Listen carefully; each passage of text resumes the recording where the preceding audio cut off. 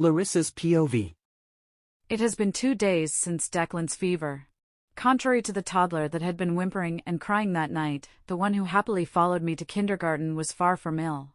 He was skipping all the way. I couldn't contain my own happiness seeing him as active as ever. I drew the broom in my hands across the marbled floors in the living area that afternoon, smiling to myself. Although I couldn't see it, the sun must have been shining overhead. The skies from the open window blinds were a pale yellow that gave the weather some radiance. If the sun wasn't so hot, it would have been the perfect weather to have a pool party with my family. When I had one. Alpha Caden hadn't stepped out of his room all day. His breakfast still sat on the dining table, but I could care less. I'd asked Gwen to take care of it for me. I didn't want to cook for such a bigoted jerk, but I couldn't say the same about his obsession with cleanliness. He could throw me out for real this time, since he hasn't said anything to me ever since he'd locked me up the first time. Heavy steps drew my attention to the staircase. I picked up the broom that had fallen from my hands and shifted back to the stairs before gulping. It was him. He took an awful amount of time to finally reach the foot of the stairs, and even worse was the frown that was plastered on his face. In formal pants and a black dress shirt with its sleeves rolled up, he would have been the definition of majesty if he wasn't such a tyrant to me. I looked away, having stared at him long enough for him to notice. I mentally facepalmed at my behavior. What would he think of me? Even at that, I knew he had a cynical response to me staring at him like that. "What are you still doing here?" He shot at me, adjusting the sleeves of his shirt. Although he stood far away from me, his displeasure with me didn't seem to waver.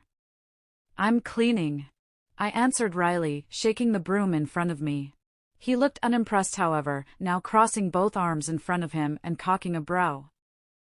"Who said you could do that?" You said you hated the dust, so I was just dash. The last time I checked." He cut me short, raising his left thumb and pinky fingers, before blowing on them like they were lit candles. "You were supposed to be locked up." My blood ran cold at his statement. How could he say that so nonchalantly? What did he even mean by that? "But you asked me to take care of Declan that night." "Just for that night, and now I've changed my mind," he countered with a blank stare. My eyes widened at that, even the broom in my hands dropped to the ground. He clicked his tongue and his eyes narrowed at me. "TSK. You've made a mess." Strong pairs of arms soon circled around me. As much as I wanted to, I couldn't will myself to move. Instead, I was staring at him blankly. My whole form was now trembling at the realization. "What?" I questioned stupidly, flinching when those arms held me in place. "Don't fucking touch me." "Says who?" He shot back, running one hand through his hair as he approached me. Angry tears had welled up in my eyes, and I pulled my arms to no avail. "Why are you doing this?" I cried out in horror, no longer holding back. I'd held back for so long already, I could only hold out so much before I would break. "Whatever did I do to you? What have I done to you again?" "Seeing as you made my son fall ill, don't you think you deserve worse punishment?" "I can't get over the fact that you took him out under the rain. You put him in danger, Larissa. Got it?" He was lying. I didn't know what it was, but he was lying and it was pissing me off. His eyes told a different story as they stared at me. They were those entrancing emerald shade that now reminded me of all the reasons to despise him. All I wanted to do was take him out to have some fun. Ever since I got here, all he's ever done is stay at kindergarten or sit at home like some moody teenager. He's just a child, for heaven's sake. "Now you shut the fuck up and listen to me," he growled again, inching even closer to me. I didn't hold back my glare either. "You won't teach me how to parent a child, my child. I know what's best for my son." "No, you don't." My voice had dropped to broken whispers. His face had grown void of any emotion other than anger, but I was still crying. My lips were trembling, but he needed to know. "The truth tastes like bile, Alpha. Declan needs to spend some time out of kindergarten with someone you trust enough to take care of him. Isn't it?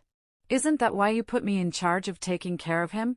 I watched his eyes narrow even further. "It's because you can't do any of that. You don't trust yourself enough to be there for him, do you?" It didn't take longer than a second for his eyes to turn into its maddened orange. Of course I'd struck a nerve and it was a little too late to fix that. Shut the fuck up!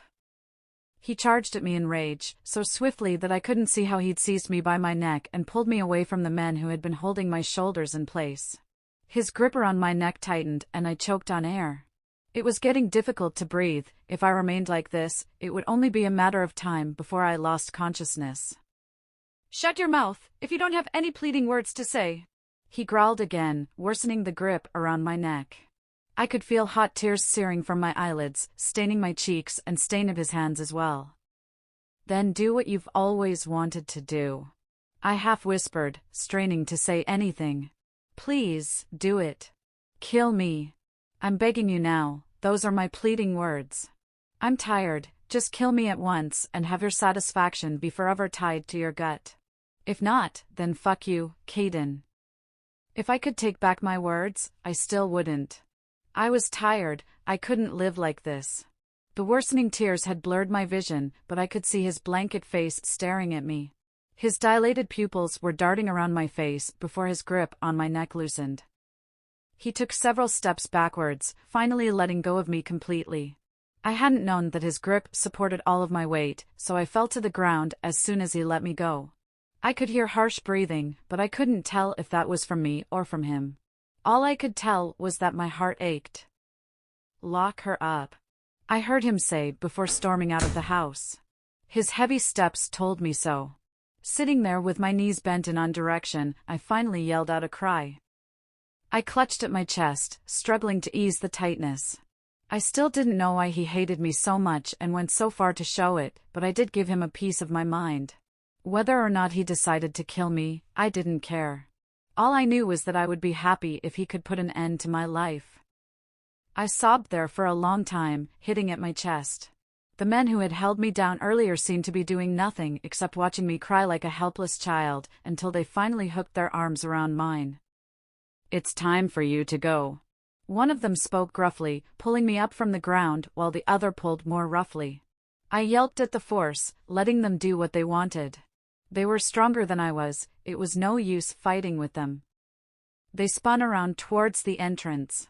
There was a tall figure there, and it took me a while to realize that the black-haired figure was Jackson, standing there with the most shocked expression on his face.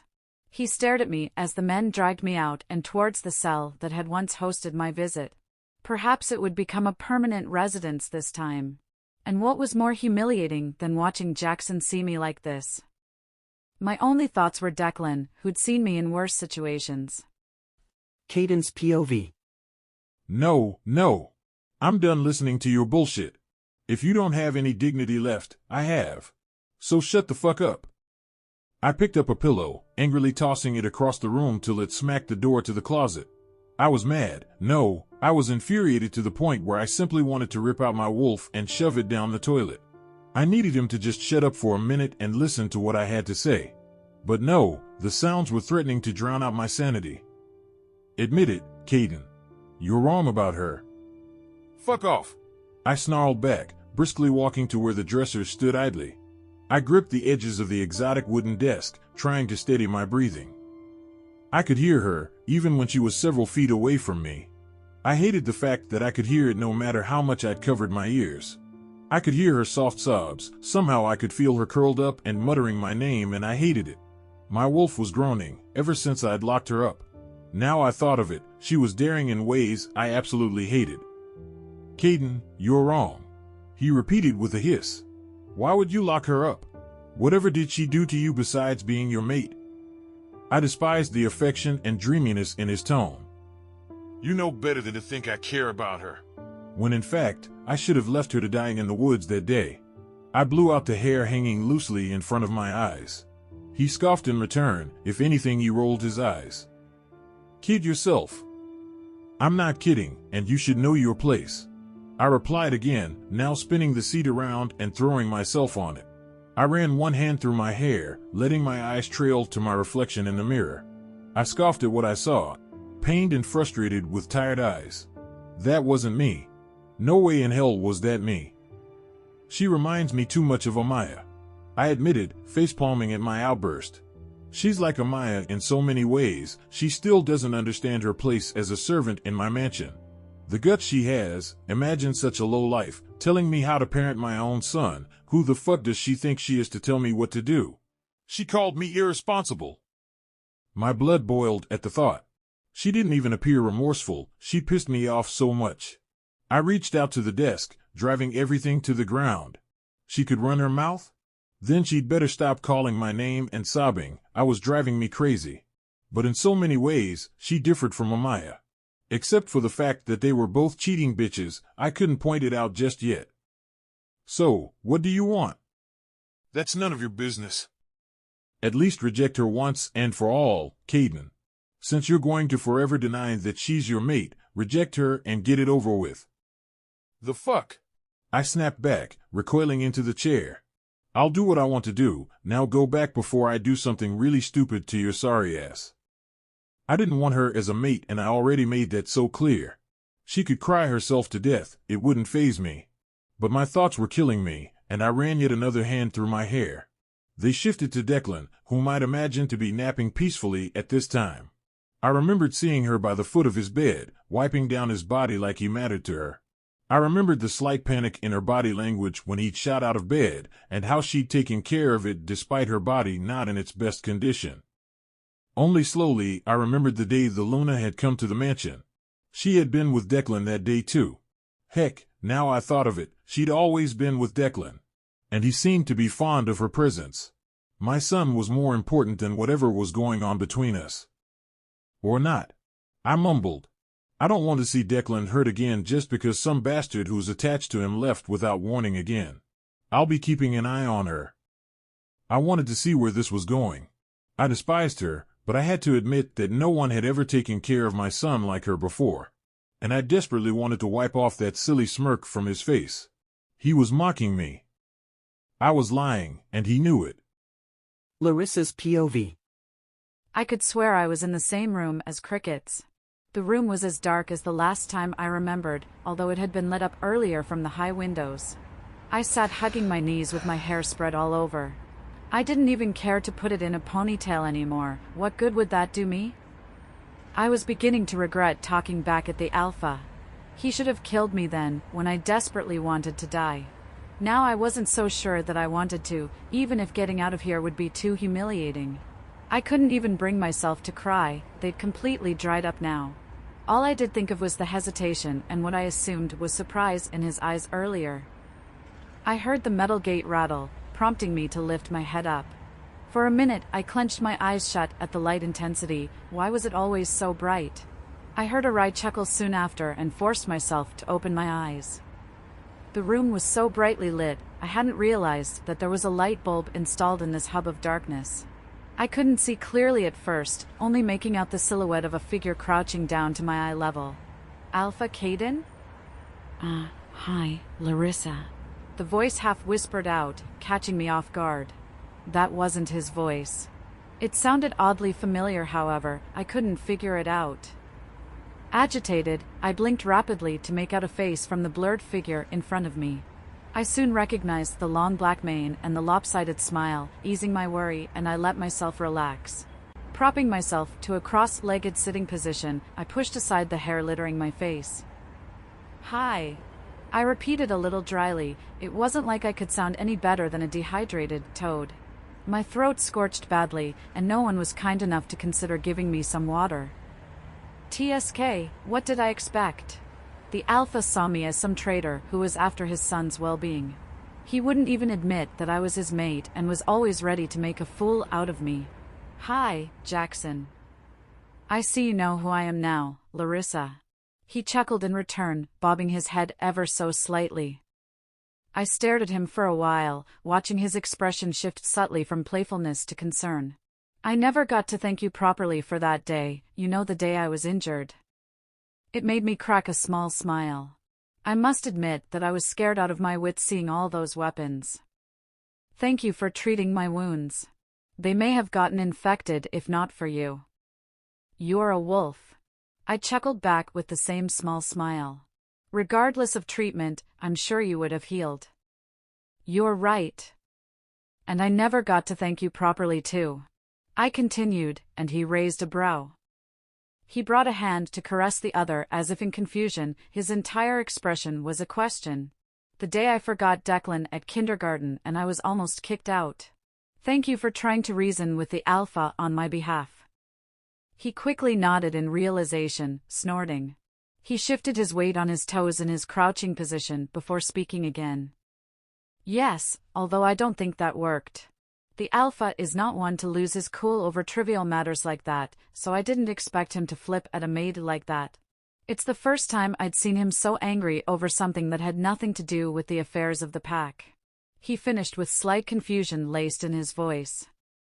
I shifted my attention to the hard ground in discomfort, making out outlines of how the concrete cancer made patterns of horses and Declan's army of soldiers. Maybe it was in my head, but it was intriguing nonetheless. It's because he hates me, I'm his mate, and he doesn't want anything to do with me. I wanted to say that and get it off my chest. But Jackson was one of the Alpha's right-hand men. Why would I out myself like that? It was a bad idea, especially if it got out somehow. I could really lose my life this time. He hates me, I said instead, fiddling with the hem of my dirty dress. It wasn't a lie either ways. It just wasn't the full truth. I raised my head to catch him looking at me like I'd said something utterly stupid. His expression fell flat and he brought a hand to push his bangs aside. That must have something to do with how you met him. He spoke thoughtfully, bring his thumb and index finger to stroke his jaw. I genuinely don't think the findings tally, because you don't seem like that kind of person. What do you mean? I questioned, whipping up my head immediately. My question and his outburst seemed to have caught him off guard, with his eyes widening slightly as he turned to look at me. Confusion consumed my thoughts. What did he mean by that? How exactly did I met the Alpha that was out of the ordinary? As if meeting your mate at the brink of death was the most ordinary thing in the world. That's not in my place to tell, Larissa, he said instead, composed with a small, insincere smile that just made my curiosity grow. Since when was it permitted for my men to visit my prisoner without consent? I couldn't see him, but I could recognize the authority in his voice whenever he spoke. Especially when he was displeased. I felt Jackson stiffen before turning around, not even breaking a smile. Trailing his movements, I looked up to see the Alpha leaning by the doorframe with a harsh scowl that quickly grew into a blank stare. If looks could kill, Jackson would be dead by now. Larissa's POV. His stare could cut through ice. Jackson, who'd been so well put together, rose to his feet awkwardly, then bowing deep in respect. I looked away. I wasn't in the mood to deal with him at the moment. His eyes seemed to be trailing my movement with the same stare, making me the most uncomfortable in the already small cell the size of a less-than-standard bathroom. My apologies, my lord. Jackson spoke out with his back facing me. I couldn't see his expression, but his muscles were tense. The chestnut-haired man shifted his attention to me for a second before returning to Jackson. It was both amazing and irritating how he could weave through expressions. One minute he was staring, the next minute he was glaring and scowling. It is in your best interest that you never let this happen again. Wait outside, he stated, his tone completely devoid of emotion. Jackson nodded immediately and walked quickly out of the room, not even sparing me a glance. The Alpha approached me almost hesitantly, although my eyes were trained on the patterns the concrete had created. He huffed out a breath and crouched to my eye level, just as Jackson had done before. When I wouldn't look at him, he noticed and hissed out in what I knew was irritation. You were talking just now, so don't pretend that you can't see me. He snapped, and I finally looked at him. I couldn't help but notice how the chromatic silver created a mesmerizing ring around his emerald irises, even if that was the last thing I wanted to see, let alone take note of. Leave me alone, I let out, looking away again. I could hear him scoff and click his tongue. Where's the bitch who was running her mouth at me a few days ago? Cat's got your tongue? He was taunting, and I was having none of it. Right here, I snapped back, although not loud enough for him to pick it up. Did you come here to finally kill me? I'll appreciate it deeply. His tone resonated in a mocking chuckle, and he folded both arms before breaking into a harsh laugh. Kid yourself, Larissa. Where's the fun in that? Killing you would be too damn easy, that's basically giving you the easy route out. I'll deeply appreciate it as a great act of kindness. There was an uncomfortable silence that followed after. I sat in the same cross-legged position, occasionally shifting and playing with the hem of my dress simply because I didn't know what else to do. He was staring intently at me before looking away and brushing a finger over his nose tip. "How are you feeling?" His question caught me off guard. He was asking me that? Of every wolf and human in existence, he was asking me if I was fine? Was he hit in the head, or had Declan smacked his face so hard that it sent his brain flying straight into oblivion? What's it to you? Besides, I don't believe it's in your place to ask me that. You gave the orders to lock me up. I spoke back without the vile in my voice. It was soft, accusing nonetheless. He erupted in a fit of laughter, causing me to flinch at his character shift. I was really beginning to believe that something was wrong with him. "Answer the damn question, and don't sweat your grace, Larissa," he continued amidst laughter, and I couldn't help but snort as well. He continued laughing, prompting me to hold my guard up. He suddenly stopped laughing and took a few crouched steps towards me. Surprised, I leaned backward so that my back was kissing the walls behind me. He was looking at me dead in the eyes, his eyes sending shivers down my spine. Subconsciously, I'd stopped playing with the hem of my dress, my fingers numbing on their own. My breath hitched and grew erratic when I felt his breaths hit the skin on my face. Like some compulsion, my wolf jumped around in excitement at the close proximity. I didn't like the way he was so close to me, at the same time I liked it. His eyes were telling a different story for the first time, it was making me uncomfortable to be so trapped in his presence. However, I could sense hesitation. "What are you doing?" I whispered, my voice coming out as a wobble. He scoffed, albeit softly, before brushing the tip of his nose again. "I need you to do your job, and do it properly this time. Take care of Declan for me, well enough. I want to see how much better you can do it, since you've decided to pitch yourself against me." He spoke breathily, tickling my skin with every word, despite the gravity of what he'd just said. I opened my eyes, only realizing that I'd closed them in the first place to see him still staring at me. "And if you fail again," he continued, inching even closer, "I won't spare your life for the sake of my son. Get on my nerves or mess with Declan again, and I'll have your head on a stake." The feeling of his breaths on my skin grew further until I could no longer feel anything. Dazed, my eyes were trained on him as he slowly rose to his feet. He stood there for a full minute without saying anything, before simply clicking his tongue, turning on his heels and walking out the door. Jackson still stood by the door, and although I couldn't hear what they talked about, I saw the Alpha whisper something to him and Jackson bowing before they disappeared from my field of view. What the hell just happened? Why would he come so close to me? Was he now toying with me? My heart nearly beat out of my chest, only for him to threaten my life for the umpteenth time? What was I even expecting? It was a warning as always.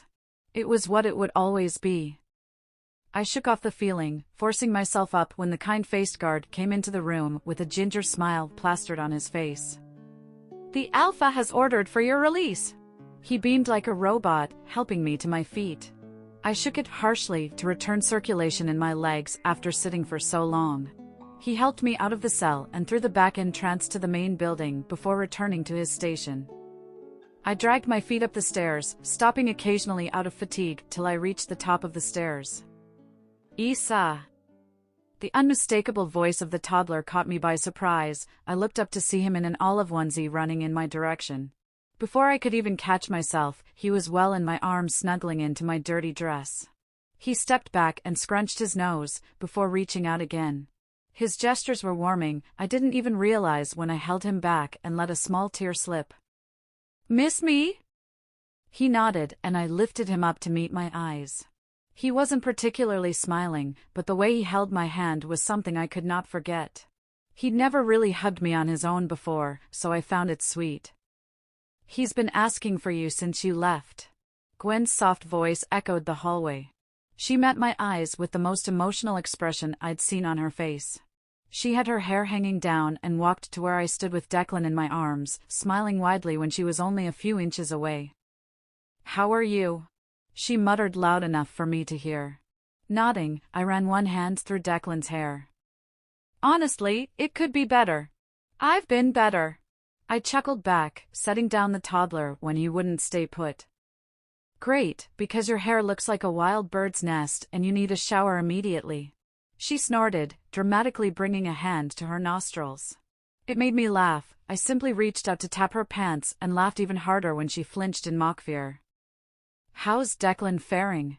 Did he have a relapse? Is he okay now? He has an appointment with Annalise later today. She replied, now throwing me an apologetic smile. I'm so sorry for what the Alpha's putting you through. Most of the other housekeepers didn't even reach this point before quitting. It's brave of you to put up with him.